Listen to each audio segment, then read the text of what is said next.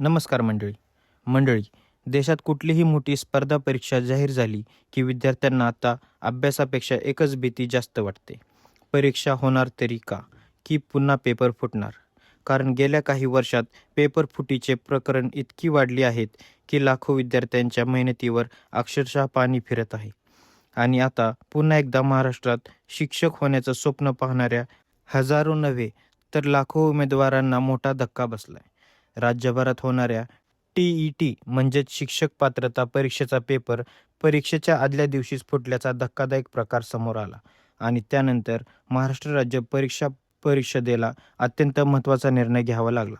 संपूर्ण परीक्षा रद्द करण्याचा म्हणजेच महिनोमहिने अभ्यास, कोचिंगचा खर्च, प्रवासाची तयारी, राहण्याची व्यवस्था आणि मानसिक ताण हे सगळं एका क्षणात वाया गेलं.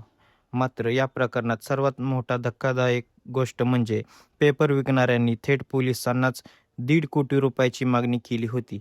होय, ज्या लोकांना समोरचा ग्राहक पोलीस आहे याची कल्पनाही नव्हती. ते ते त्यांच्यासोबत पेपर विक्रीचा सौदा करत होते.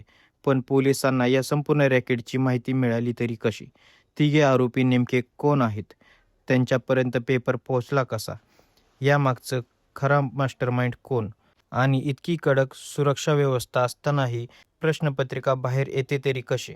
आजच्या या व्हिडिओमध्ये आपण संपूर्ण प्रकरण सुरुवातीपासून शेवटपर्यंत अगदी सोप्या भाषेत समजून घेणार आहोत. तर मंडळी, कथेची सुरुवात होते परीक्षेच्या आदल्या दिवशी. राज्यभरातील लाखो उमेदवार उद्याच्या परीक्षेच्या तयारीत व्यस्त होते. कोणी शेवटची रिव्हिजन करत होतं, कोणी परीक्षा केंद्रावर पोहोचण्यासाठी प्रवास करत होतं, तर अनेक जण हॉटेलमध्ये किंवा नातेवाईकांकडे मुक्कामाला पोहोचलेले होते. सगळं काही सुरळीत असल्यासारखं दिसत होतं. पण त्याच दरम्यान गुप्तपणे एक मोठा व्यवहार सुरू होता. काही लोक टी-ई-टीची प्रश्नपत्रिका असल्याचा दावा करत ती विकण्यासाठी ग्राहक शोधत होते. मात्र ज्यांच्याशी ते बोलत होते ते सामान्य ग्राहक नव्हते. तो होता पोलिसांचा गुप्त सूत्रधार. याच माहितीच्या आधारावर पोलीस सतर्क झाले. पोलिसांशी संपर्क साधण्यात आला. दोन्ही बाजूमध्ये पेपर विक्रीचा सौदा सुरू झाला आणि आरोपींनी किंमत सांगितली थेट 1.5 कोटी रुपये. इतकी मोठी रक्कम मागितल्यानंतर पोलिसांनीही खरेदीदार असल्याचं नाटक सुरूच ठेवलं.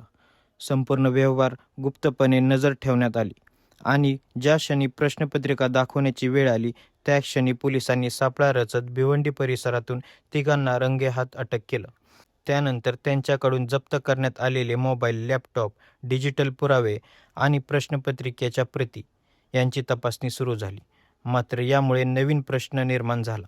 हे तिघंच संपूर्ण रॅकेट चालवत होते का? की यामागे आणखीन मोठं नेटवर्क काम करत आहे? कारण प्रश्नपत्रिका तयार होण्यापासून ते परीक्षा केंद्रापर्यंत पोहोचण्यापर्यंत अनेक टप्पे असतात. मात्र नेमकी गळती कुठे लागली? प्रिंटिंग प्रेसमध्ये, वाहतुकीदरम्यान की सिस्टीममध्येच कोणीतरी आतला माणूस सहभागी होता?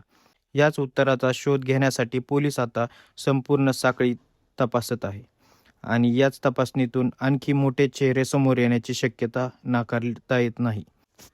पण या प्रकरणात सर्वात मोठं नुकसान झालं ते निष्पाप विद्यार्थ्यांचं. कारण काही मोजक्या लोकांच्या लोभामुळे लाखो विद्यार्थ्यांची मेहनत, वेळ आणि मानसिक शांतता सगळंच पणाला लागलं. आता या प्रकरणाचा तपास कुठपर्यंत पोहोचतो? खरा मास्टरमाइंड समोर येतो का नाही? आणि पुन्हा परीक्षा कधी घेतली जाणार याकडे संपूर्ण महाराष्ट्राचं लक्ष लागलेलं आहे. धन्यवाद.